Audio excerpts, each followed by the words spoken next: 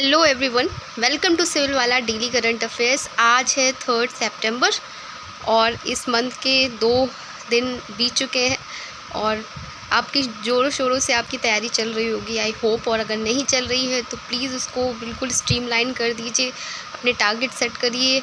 और मैं इसलिए आपको इस वीडियो में रिमाइंड करती रहती हूँ क्योंकि सुबह वीडियो आता है, फर्स्ट वीडियो होता होगा, मुझे ऐसा लगता है आपका, तो यहाँ से आपको थोड़ी मोटिवेशन मिल जाए।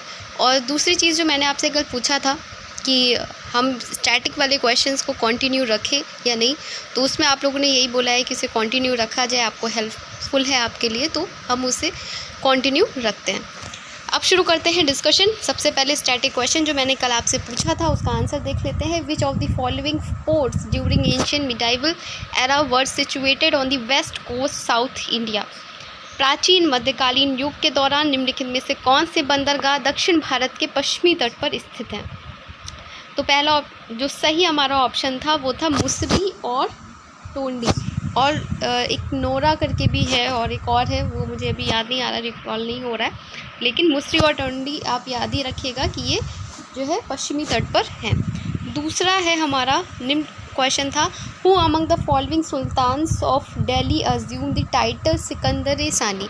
दिल्ली के निम्नलिखित सुल्तानों में से किसने सिकंदर ए सानी की उपाधि धारण की थी? तो इसका जो सही आंसर है वो है अलाउद्दीन खिलजी। और मैंने सजदा पैबूस आपसे पूछा था, आपने बलबन आंसर किया था, बिल्कुल सही आंसर वो अलाउद्दीन खिलजी एक सैन्यवादी और साम्राज्यवादी था और वह बहुत महत्वाकांक्षी थे। अलाउद्दीन जिनका मूल नाम गुरशाप था, ने सिकंदर ए सानी की उपाधि धारण की थी और दिल्ली को दर उल खिलाफा घोषित किया था। तो इसको आप याद रखिएगा कि जो इसका सही आंसर था कि किसने सिकंदर सानी की उपाधि धारण की थी, वो कौन था? अलाउद्दीन खिलजी। और जो करंट क्वेश्चन था उसका आंसर देख लेते हैं। पेरिस पैरा ओलंपिक में 2024 में अवनी लेखरा ने किस खेल में गोल्ड मेडल जीता था? तो उसका आंसर था हमारा निशानेबाजी में जीता था। आज का पहला क्वेश्चन है, अफ्रीकी मूल के लोगों के लिए अंतर्राष्ट्रीय दिवस हर साल किस दिन मनाया जाता है? International day of people of African descent is observe every year on which day? तो सही जो आंसर है वो है 31 अगस्त को मनाया जाता है।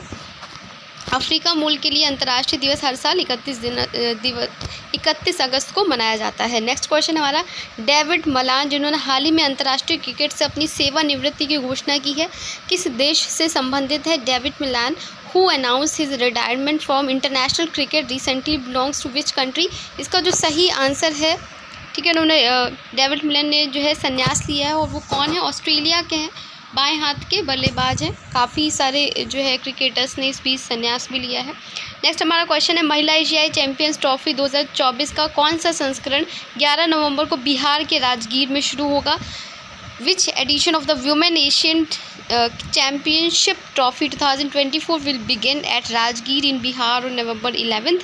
इसका जो सही आंसर है वो है, हॉकी इंडिया ने घोषणा की है कि 8वां महिला एशियाई चैम्पियनशिप ट्रॉफी 2024 11 नवंबर को बिहार राजगीर में शुरू होगा। नेक्स्ट क्वेश्चन था हमारा, विश्व अंडर-20 एथलेटिक्स चैम्पियनशिप में आरती ने महिलाओं की रेस वॉक इवेंट में राष्ट्रीय अंडर-20 रिकॉर्ड समय के साथ कांस्य पदक जीता है। यह प्रतियोगिता लीमा पेरू में आयोजित की गई थी।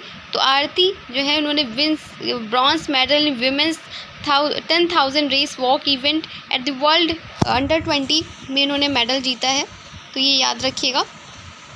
नेक्स्ट हमारा क्वेश्चन है, भारत की अवनी लेखरा और मोना अग्रवाल ने पेरिस पैरा ओलंपिक 2024 में महिलाओं की एयर राइफल प्रतियोगिता में स्वर्ण और कांस्य पदक जीते हैं, ठीक है। तो ये याद रखिएगा, जो मोना अग्रवाल है उन्होंने कौन सा पदक जीता है? ब्रॉन्ज जीता है। अवनी लेखरा का ये पूछा जा सकता है कि 10 मीटर की अवनी लेखरा और मोना अग्रवाल ने महिलाओं की 10 मीटर एयर राइफल प्रतियोगिता में क्रमशः गोल्ड मेडल और ब्रॉन्ज मेडल जीता है, ठीक है। उन्होंने पिछली बार भी अवनी लेखरा का परफॉर्मेंस बहुत अच्छा रहा था और इस बार भी दोनों ही बार में उन्होंने गोल्ड मेडल जीता है, तो याद रखिएगा। इसके अलावा प्रीति पाल ने महिलाओं के 100 मीटर में ब्रॉन्ज मेडल जीता है, ये भी है। तो हमारी जो है लड़कियां हैं लगातार मेडल जीत के आ रही हैं। नेक्स्ट क्वेश्चन है हमारा शैनन गैब्रियल जिन्होंने हाल ही में अंतर्राष्ट्रीय क्रिकेट से संन्यास की घोषणा की है, किस देश से संबंधित है? Shannon Gabriel who announced his retirement from international cricket recently belongs to which country? तो इन्होंने संन्यास की घोषणा की है और ये किस कंट्री से बिलोंग करती हैं? वेस्ट इंडीज़ से बिलोंग करती हैं। इसके अलावा जो हाल ही में जो मैंने बताया था कि बहुत सारे लोगों ने रिटायरमेंट लिया है, वो कौन है? जैसे शिखर धवन है, उन्होंने भारत के सभी प्रकार के जो टूर्नामेंट होते हैं उससे संन्यास लिया है। इल्के गुएंडोगन जर्मनी के, उन्होंने अंतर्राष्ट्रीय फुटबॉल से लिया है। एंडी मरे ने अंतर्राष्ट्रीय टेनिस से लिया है। PR श्रीजेश ने अंतर्राष्ट्रीय हॉकी से लिया है और यही अब जो है हॉकी के कप्तान भी हैं, याद रखिएगा उनको। और जेम्स एंडरसन ने अंतर्राष्ट्रीय टेस्ट क्रिकेट से लिया है और दिनेश कार्तिक ने IPL से, और रॉयल चैलेंजर बेंगलुरु इनकी टीम थी RCB, उससे इन्होंने संन्यास लिया। नेक्स्ट हमारा क्वेश्चन है अगस्त 2024 में निम्नलिखित में से किस परमाणु संचालित बैलिस्टिक मिसाइल पनडुब्बी को रक्षा मंत्री राजनाथ सिंह द्वारा कमीशन किया गया, जो भारत की दूसरी SSBN है, जिसे शीर्ष नौसेना अधिकारियों की उपस्थिति में विशाखापत्तनम में एक शांत कार्यक्रम में रणनीतिक कमान के तहत कमीशन किया गया है? तो ये India second nuclear missile submarine INS Arighaat करके है, इसको याद रखिएगा, अरिघाट नाम है इसका। भारत की दूसरी परमाणु संचालित बैलिस्टिक मिसाइल है ये INS अरिघाट। इसको विशाखापत्तनम में रक्षा मंत्री राजनाथ सिंह की उपस्थिति में सेवा में कमीशन किया गया है। नेक्स्ट हमारा क्वेश्चन है अगस्त 2024 में निम्नलिखित में से किसने कारवार नौसैनिक अड्डे पर सबसे बड़े सुरक्षा बुनियादी परियोजना प्रोजेक्ट सीबर्ड के महानिदेशक के रूप में कार्यभार संभाला है? अगस्त 2024 who among the following took over as the director general of project Seabird, the largest defence infrastructure project at Karwar naval base? Rajesh Dhankar takes over as a DG project of Seabird. Rajesh Dhankar ने प्रोजेक्ट सीबर्ड के महानिदेशक के रूप में कार्य संभाला है। अगर हम रक्षा क्षेत्र की नियुक्तियां देखें तो राष्ट्रीय सुरक्षा गार्ड जो NSG है हमारा, उसके कौन DG बने हैं? B श्रीनिवास है, उन्होंने नलिन प्रभात की जगह ली है। नेक्स्ट हमारा ITBP के अतिरिक्त DG बने हैं संजीव रैना। ED के प्रमुख बने हैं राहुल नवीन। असम राइफल्स के महानिदेशक बने हैं विकास लखेड़ा। BSF के बने हैं दलजीत सिंह चौधरी और अतिरिक्त राष्ट्रीय सुरक्षा सलाहकार हैं राजेंद्र खन्ना। नेक्स्ट हमारा क्वेश्चन है हाल ही में ग्लोबल फिनटेक फेस्ट 2024 का आयोजन कहाँ हुआ है? तो ये हुआ है मुंबई में, जैसे मुंबई में हुआ है ये वाला। प्रधानमंत्री नरेंद्र मोदी ने जियो वर्ल्ड कन्वेंशन सेंटर में आयोजित ग्लोबल फिनटेक फेस्ट का आयोजन किया है और इस आयोजन संयुक्त रूप से आयोजन payments council of India, national payments corporation of India NPCI और फिनटेक कन्वर्जेशन काउंसिल द्वारा किया गया है। नेक्स्ट हमारा क्वेश्चन है हाल ही में किस सशस्त्र बल ने दिग्गजों और उनके परिवारों का समर्थन करने के लिए प्रोजेक्ट नमन लॉन्च किया है? ये पूछ सकते हैं कि प्रोजेक्ट नमन किससे रिलेटेड है? Recently which arm force has launched project Naman to support veterans and theirs family? तो ये भारतीय नौसेना से रिलेटेड है। भारतीय सेना ने रक्षा पेंशनरों, दिग्गजों और उनके परिवारों का समर्थन करने के लिए प्रोजेक्ट नमन को लॉन्च किया है। नेक्स्ट हमारा क्वेश्चन है और आज का लास्ट क्वेश्चन भी है, हाल ही में किसे राज्य के पर्यटन ने हॉलीडे हीस्ट अभियान के लिए पेटा गोल्ड अवार्ड 2024 जीता है? Which station tourism recently won the PATA gold award 2024 for innovative holiday heist campaign? तो इसका सही आंसर है केरला, और इसको अभी केरल को केरलम के नाम से जो है बोलने के लिए जो है बोला गया है, वहाँ पे विधेयक पेश हुआ है। केरल पर्यटन ने डिजिटल मार्केटिंग अभियान श्रेणी के हॉलीडे हीस्ट ऑनलाइन प्रतियोगिता के लिए पेटा गोल्ड अवार्ड जीता है। यह अभियान जुलाई 2023 में शुरू किया गया है। व्हाट्सएप चैटबॉट माया पर बोली लगाने के खेल का उपयोग करके पर्यटकों को आकर्षित करेगा। ठीक है, तो ये इसको याद रखिएगा।